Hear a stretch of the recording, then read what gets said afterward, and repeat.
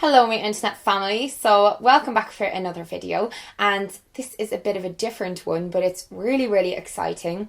I got to team up with one of my favourite brands ever, which you guys know, Roche Posay, and I got to interview an actual dermatologist.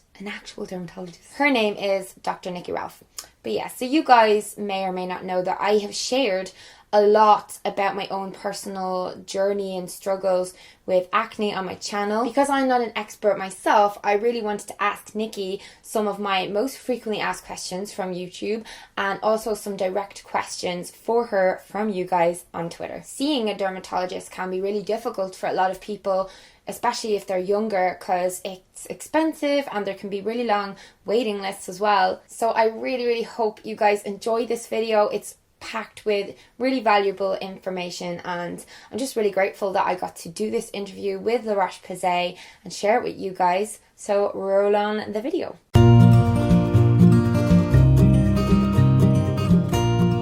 So Nikki, you're the perfect person for me to have here because I find it easy to talk about my own struggles and experiences, but I know that it's different for a lot of my viewers and everyone experiences acne quite differently. One of the most common things I get asked is, what are the main causes of acne? Well, I suppose there isn't one cause. That's the first thing to say. It can happen at any age in your life, but the commonest time in your life that it happens is at puberty. Hormones change, which then has a direct effect on the skin. So you have increased androgens. It causes increased sebum production or your oil production. Okay. So you notice straight away that you have greasier skin or oilier skin. Then that leads to a problem with blocking your follicles, and that gives you your inflammation or the red spots that you see. Yeah. But basically the primary lesion of acne is the blackhead. It's called a comedone, that's the proper name for it. Yeah. But that's your blocked pore.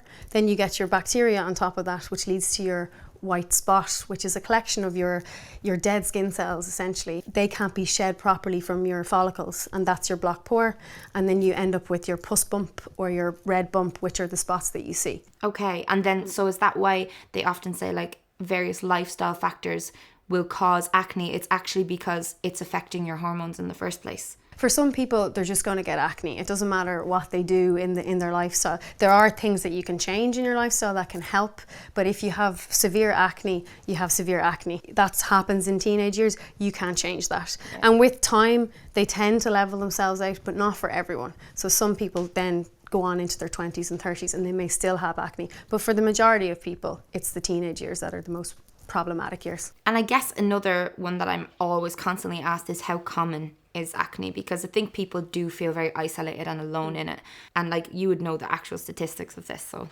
roughly 80 to 85% of teenagers at some point in their teenage years, which they roughly categorise between 13 and 18, would suffer with acne.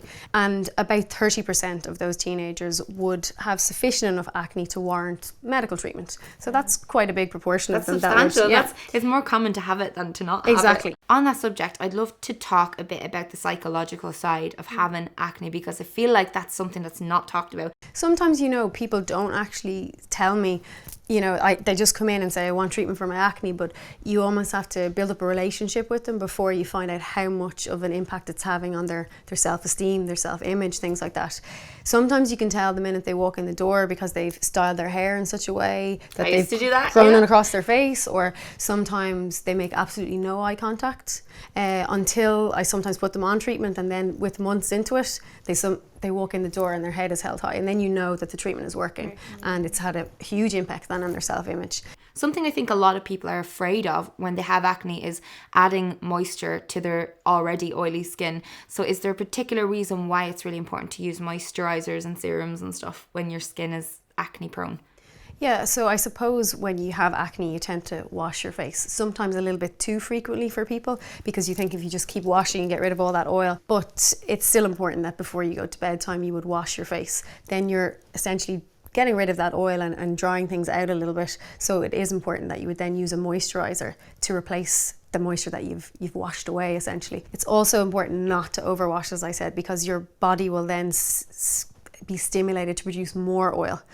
So if you use products that are a little bit too harsh, too much alcohol contained in them, things like that, then that stimulates your sebum production or your oil production. So you have to be a little bit careful with that. There are tried and tested products on the market. So the Roche Posay Effaclar range, Effaclar Duo specifically, is not just available to be used in conjunction with other acne treatments. You can actually use it as a moisturizer, and it will provide a nice base for your makeup if you then want to wear makeup on top of it. I've used that for 2 years actually, and I didn't realize it could be used as a moisturizer at first, but it is so moisturizing, and it's also really gentle and it doesn't make your skin look really oily. So yeah, no, it's what I would recommend for my patients who have mild to moderate acne, or even some of my patients who are on stronger medications which need to come and see a dermatologist every month. But then after their treatment as well, when they're finished their acne treatment, I would still recommend the Effaclar range as almost a prevention and maintenance afterwards.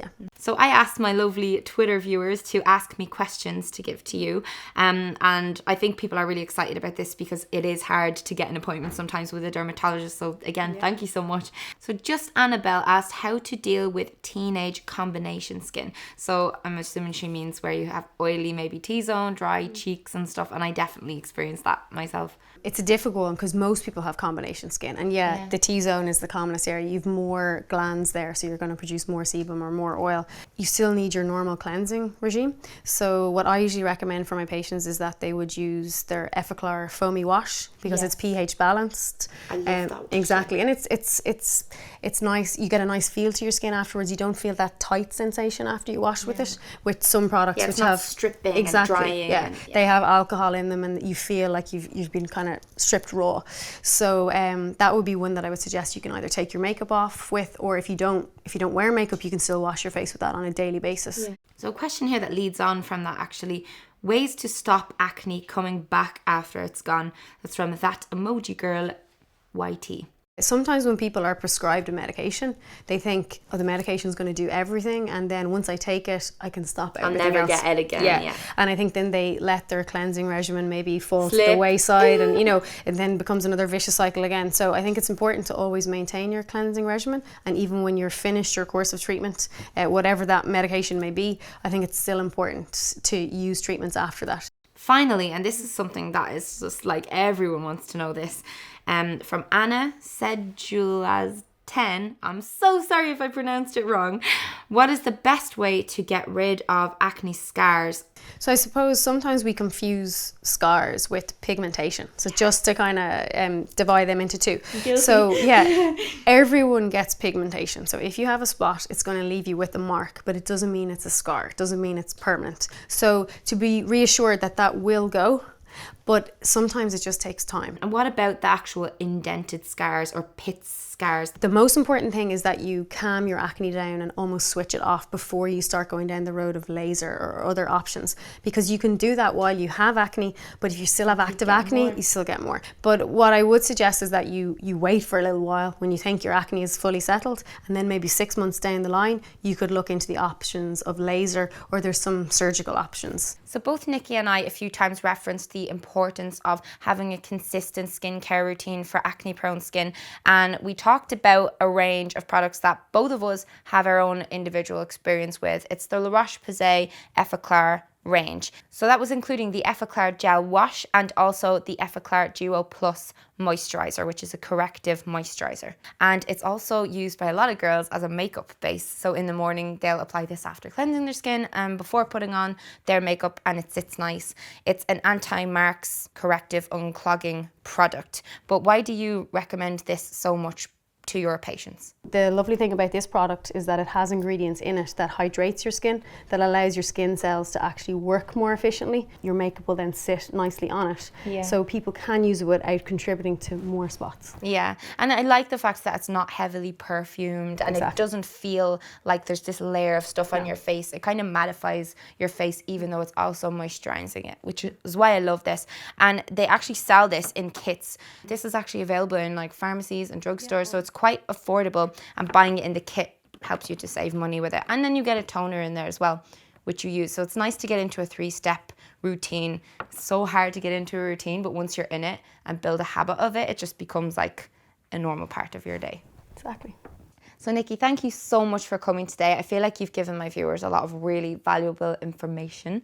And guys, if you have any questions that we didn't kind of specifically address here, just leave it in a comment down below. I'd really love to read through them, and I can pass on some more questions to Nikki. She'd be very happy to answer them for you.